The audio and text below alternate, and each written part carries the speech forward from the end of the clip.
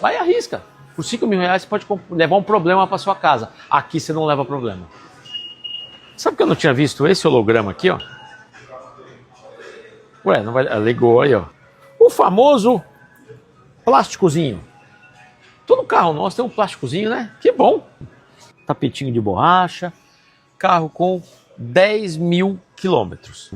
É uma X1. Essa aqui é uma X-Line, não é a M Sport. Mas a gente sabe a mercadoria que tem. A gente sabe a qualidade desse carro. Então, o carro está aqui. Quer comprar qualidade?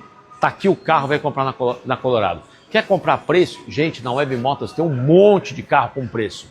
Um monte. É bom? Não sei. Quer arriscar? 5 mil reais? O problema é seu. Vai e arrisca.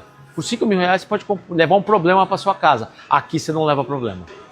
Que eu falo uma coisa. Produto Colorado, eu garanto. A qualquer prova. A qualquer tempo.